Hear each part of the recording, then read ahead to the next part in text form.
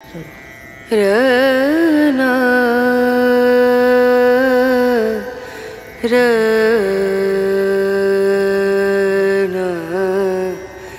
रनु। আমি অনন্তনাথ কাপালি গগরী আছি ভবতারা মায়ের মন্দিরে।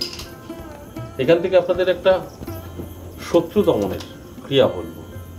যারা শত্রুর হাত থেকে বাঁচতে চাইছেন, শত্রু আপনার সমস্ত কিছু শেষ করে দিয়েছে, আপনারও মনে হয় যে কিছুটা শিক্ষা যদি আমি দিতে পারি, সেরকমই একটা খুব ছোটোর মধ্যে খুব সহজ বিষয় আজকে আপনাদের একটা ক্রিয়া দেব।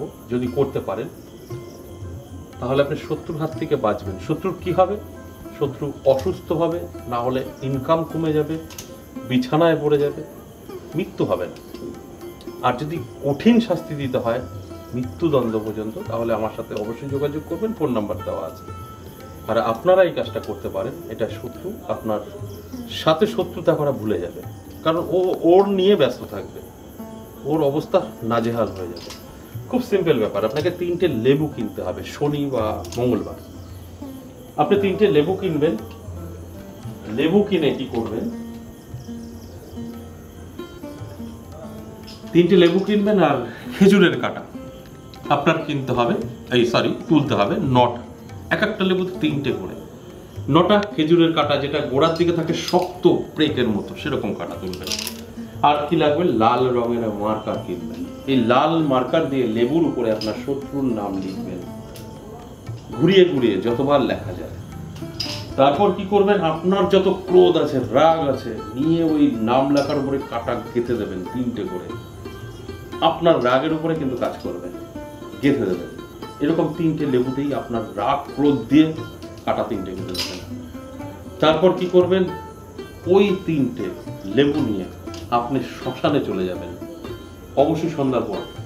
শ্মশানে গিয়ে রাগ করে একদম শত্রু, মনে হচ্ছে শত্রুর সামনে দাঁড়ানো ছবি কল্পনা করে ওনার নাকে মুখে একটা মারবেন, সেভাবে লেবু ছুঁড়ে ফেলে দেবেন শ্মশানের কয়লার মধ্যে।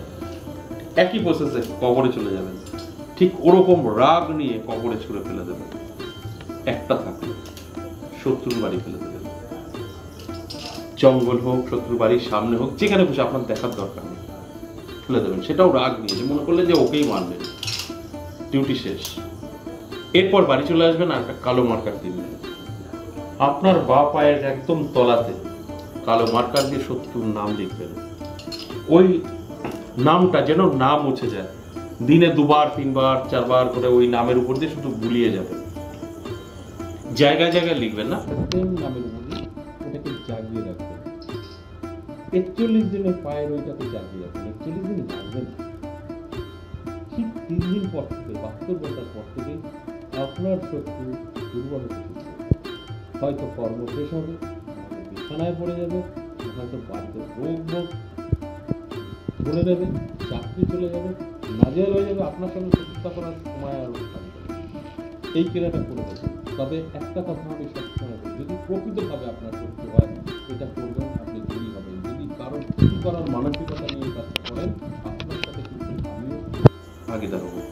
এই ভুলটা কখনো করবেন না, আপনার কিন্তু ক্ষতি 100% হবে। যদি প্রকৃত শত্রু থাকে, ওকে মেরে ফেলুন, কোনো রকম পাপ নেই। যদি আপনি আপনার রাগের বশতে আপনি শত্রুতা তৈরি করে তাকে এই কাজটা করেন, তাহলে আপনাকে ভুগতে হবে।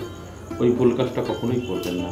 আর একটা কথা বলি, যদি আরো কঠিন শাস্তি দিতে চান, ধরুন কোনো শত্রু আপনাকে একদম শেষ করে ফেলে যায়, ভিখারি করে ফেলে যায়, এই নাম্বারে যোগাযোগ করতে পারেন।